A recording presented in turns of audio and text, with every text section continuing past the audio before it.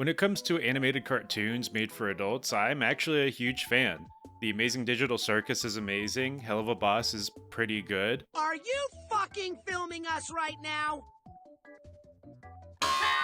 and who could forget American Dad and Family Guy being the icons of this genre? Kill yourself. I mean, I sure can, everybody else tries to copy it. So when I heard that there was a new show that was so offensive to the liberals and anti-woke, I kinda just had to see it. Not simply for the fact that it was advertising itself as offensive, but more along the lines that I just wanted to see where they would go with it. I mean, who wouldn't want to see a show that could go toe-to-toe with South Park's antics? Why is that so hard to say? So I logged on to my totally real Daily Wire Plus account and watched Mr. Birchum. Okay, for the longest time I thought this was Mr. Birchman, not Mr. Birchum, so play along. Episode 1 kicks in with an immediately Family Guy-esque cutaway gag that wasn't funny. Not even a minute in. Oh boy. And then after that, they immediately front-load the punching bag of Mr. Carponzi with what conservatives think every liberal is. Says his pronouns, says he's cisgendered, apologizes for it, and then asks for permission to shake Mr. Birchum's hand. Do I have consent to shake your hand? No. Oh, hell no.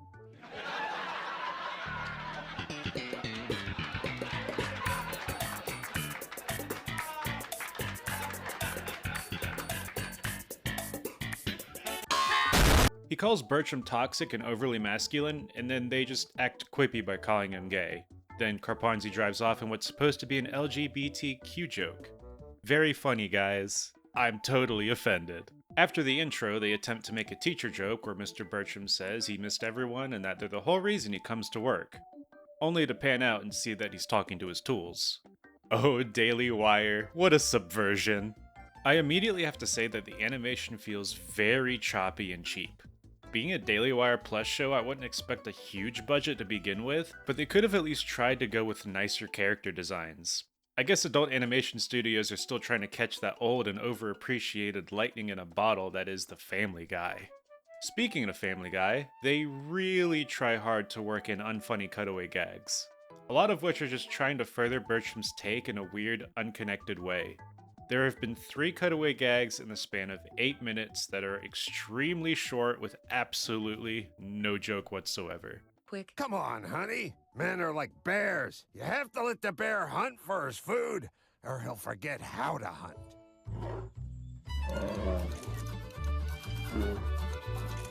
Oh, half calf? What?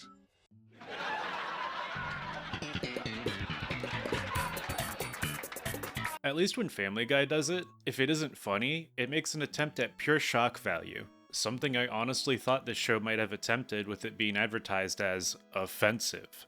When they later introduced the family, I was actually surprised. They actually might have had something going with the dynamic. The mom is a more lenient person, open to trying things, although she's pretty dim. The daughter is more of a modern take on Birchum, and the son is more the opposite of Birchum. And while at first it might seem like just the average animated sitcom family, but with the intent of the show, they could have really set up some interesting talking points and family conflicts. I wonder what they'll do with it. Hint, it's absolutely nothing. Please, for the love of God, get me out of here. This show was advertised as offensive and anti-woke, and I wanted to come into this thinking it would be. But so far, it's been pretty toothless and inoffensive. All they've done is make Mr. Carponzi out to be the antagonist while using terms like safe space, cisgender, diversity, and other such things.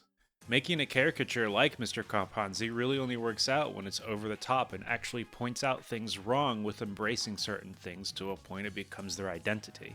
I know that was a mouthful, but take it this way. In just one South Park episode, they hang a man named Reality for making people feel bad, made fun of donation ads by talking about giving homeless foreign children iPads to make Americans feel better on social media, and even had a song about safe spaces and how ridiculous they are when it comes to facing reality and the opinions of others that don't agree with you.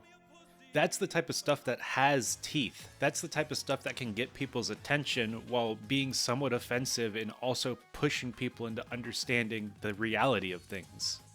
Randy, we've got a problem. What? Reality's here. They're not only making those points ridiculous and silly, but they're also giving them legs to stand on to make the story, fun and entertaining. Mr. Birchum, on the other hand, just uses terms like triggered just to have Mr. Birchum make fun of the person for using it. It's not funny, it's not anti-woke, it's just kind of a statement. I'm only done with episode 1 while writing this, and I'm already starting to zone out. Everyone just feels like a yes man to Birchum with no real pushback, and episode 2 is a Veterans Day episode. Oh boy! Birchum and his friends are looking to go around eating and drinking all day to celebrate Veterans Day. Because they're veterans. There's a don't ask, don't tell joke 2 minutes in because one of the guys in the group is gay. There's even a cutaway gag about Birchum and his veteran friends playing volleyball, which, with context, you could easily say they're making fun of veterans because they don't do anything, but I'm sure it's just because of the bad writing. This show loves its veterans. Karponzi makes his episode 2 entrance by suggesting students wear a hijab to prevent misgendering. Pam, I found some really great school uniform options. They'll completely neutralize everyone's presentation to avoid misgendering. Are you liberals offended yet? 'Cause I'm sure not. In fact, a lot of these things that Mr. Karponzi does feels like it's just a statement to say, hey, this thing's stupid or this thing bad, without it actually, providing any reasoning as to why. It's just because the bad guy does it, it's bad.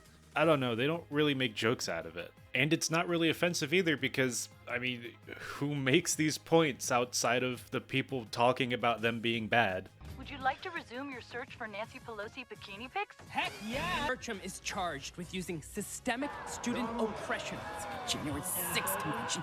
Anyways, Mr. Birchum and his friends go out to drink and eat, and then the army guys come, which are kind of like younger lookalikes to the Navy friends, and they mock him for being old. Meanwhile, the wife is at a spa day with her friend, and she tries to cover for not being racist because the wife... I'm sorry, just reading this from my script. She tries to cover for not being a racist because the wife voted for Obama because of white guilt. And she thinks her black friend should have voted for Obama. That's it. That's the B plot. Voting for Obama. Cut to a montage of the token black guy throwing up around the world. That's funny, right? What a great joke. Karponzi's trying to find out what's going on and he realizes they're all out eating and drinking. He blames the patriarchy. The dark side is powerful. Damn patriarchy! For some reason. Honestly, just like explaining the show and what's going on is a lot funnier than the show itself.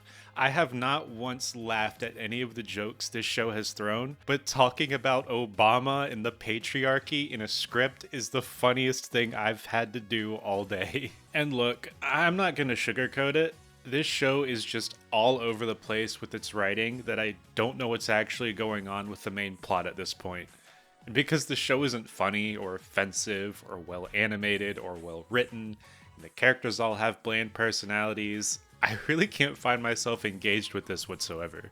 The Vietnamese masseuses get fed up with his wife and friend for being upset at each other that they tell them they should be grateful for being able to actually vote because in Vietnam, families disappear if they vote for the wrong person.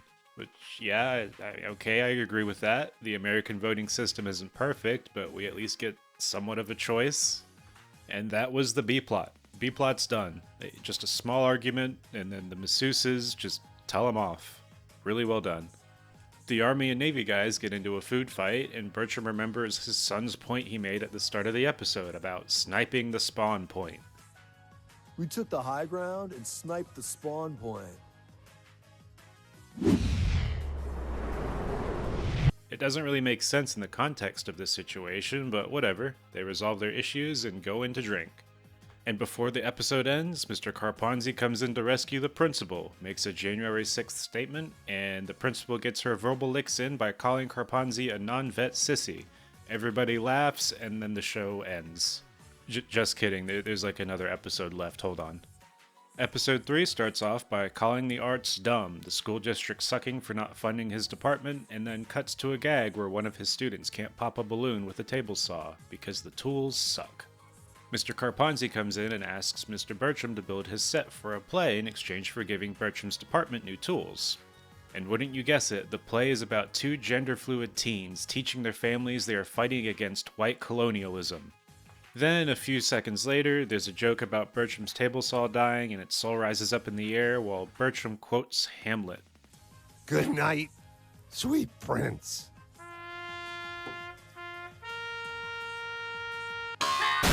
The wife's B-plot comes in after 8 minutes, and it's about a contest for getting the most views on their social media. And I just gotta point this out. There is an entire scene that is animated differently than the rest of the show. Like, it's really off-putting when I first saw it. And just to kind of explain what's happening here if you don't understand, most of the show has been focusing on keyframes, not a lot of in-betweens at all, which is what makes it so choppy looking. And then this scene, however, is completely tweened with what seems to be little to no cleanup. It's honestly the most interesting thing about this show, and it's very likely just an error on the animator's part or a rush job to get this out as fast as possible.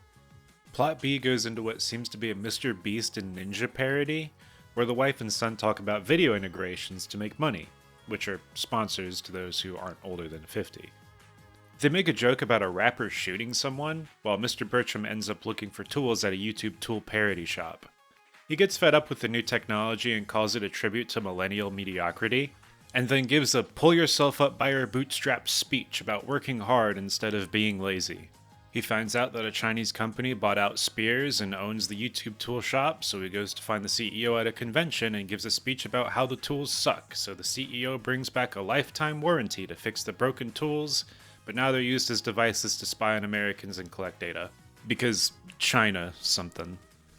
Overall, this show sucks. It's not funny, it's not creative, and it tries very hard to put the main character on a pedestal that everybody agrees with.